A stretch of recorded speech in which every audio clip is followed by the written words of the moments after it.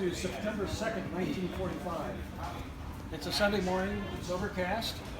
The Missouri, with more than 200 other ships, are anchored in Tokyo Bay, waiting for the start of we hope will be the surrender of the Japanese at about 9 o'clock this morning.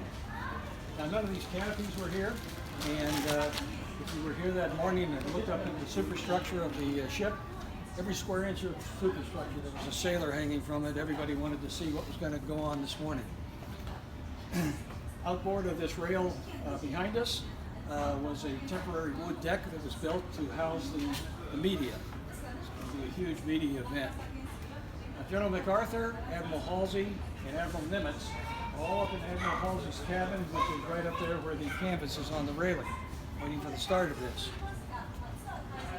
A little bit before 9 o'clock, the British brought on board a nice mahogany table to lay out these documents for signing. But it turns out the table was way too small. So last minute type of thing, somebody rushes down on the mess decks where the crew ate their meals, grabs an old metal table, brings it up on this deck, and sits it on the deck right over here to my right where the plaque is in the deck.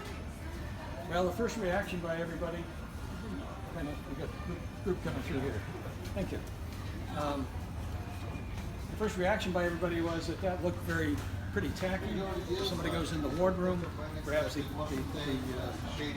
tablecloth off the wardroom table, brings it up and covers over the table. And then we're going to come back. You can see the photograph. Now it looks at least respectable. Also, a little bit before 9 o'clock, the Japanese contingent come on board. Come by launch up onto the main deck and come up the steps that we just came up here just a couple of minutes ago. They take their place in front of the table, as you can see in the photograph there. This turret is turned out about 45 degrees to provide room for all those high-ranking officers of the Allied countries, a place to stand and be part of this surrender. So, as I mentioned, MacArthur and the two admirals are up in Halsey's cabin, and MacArthur, who was known to have just a little bit of an ego, decided that this surrender ceremony is going to start a little bit late. He's going to make the Japanese wait on him. So he waits up there for a couple of minutes, and I forgot to mention the two primary representatives from Japan were number 20 in the photograph. That was Mr. Shigemitsu. He was Japan's foreign minister. He was here representing Imperial Japan and the Emperor personally. The other gentleman, number 21, is a General Umisu, and he was the head of the Japanese Imperial Army.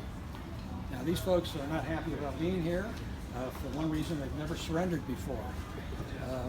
Another reason is they don't know what's going to happen to them once they do surrender. I should also point out that everybody assumed the Japanese were going to surrender this morning. If they hadn't, outside of Tokyo Bay was a whole armada of ships and aircraft that were ready to immediately start the invasion of mainland Japan. And there was always that slight chance that the Japanese in the last minute wouldn't surrender, but obviously they did.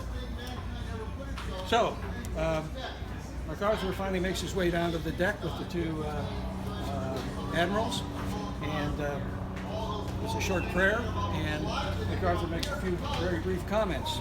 And but in those comments, he talks about peace, he talks about rebuilding, he doesn't talk about retribution.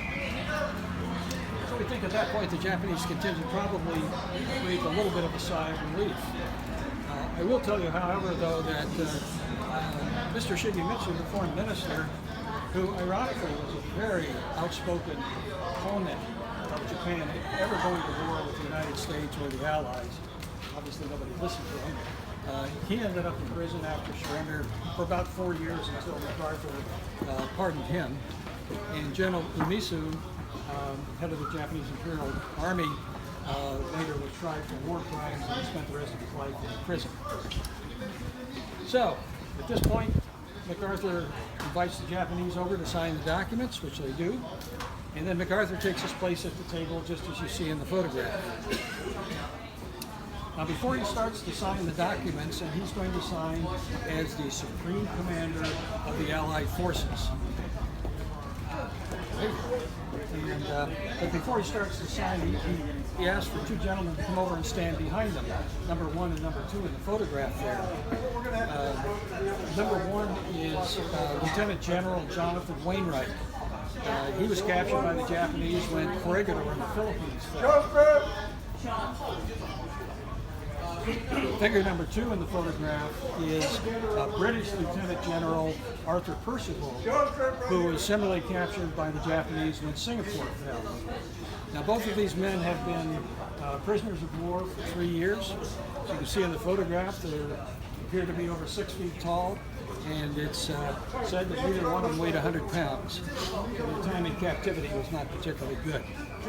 But they're here representing all the prisoners of war detained by the Japanese. So at that point, MacArthur begins to sign the documents, and he has 6 pens. And he does the routine where he signs a little bit of his signature with each one of the pens. And as he does so, the first 2 pens he gives to the 2 prisoners of war standing behind him.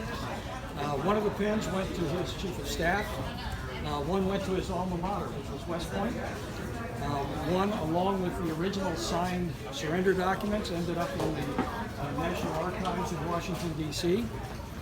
And the last pen that he used to sign with was a pen that his wife had given him. And when he was done with that one went in his pocket. That one stayed in the family. So, he's done signing. Admiral Nimitz takes his place, signs on behalf of the United States, and then one by one, representatives of each of the Allied nations sends their persons over to sign, and that was Canada, France, the Netherlands, Great Britain, the USSR, China, Australia, and New Zealand. It's now 9:25 in the morning. The Japanese have surrendered. World War II is over. It'll be taking 23 minutes for this whole thing to take place this morning. One of the lesser known statistics about World War II, this is taking into account the Pacific and Europe, is that an estimated 69 million people died in that war, and 50 million of those people were civilians. So it was a world war. It was nasty. All wars are nasty, and this is what we don't have another one. Okay. Give you a couple of minutes to take a look around. It's getting really crowded again. But the plaque in the deck over here where the table sat, that display case that everybody's crowded around has replicas of the surrender documents. You'll notice they're fairly brief. An unconditional surrender, there wasn't much to say. Also, there's a replica of the pen that MacArthur's wife gave him. Take a couple minutes and look around. If you don't end up with enough time, because we're going to have to move out fairly quickly, you're certainly welcome to come back.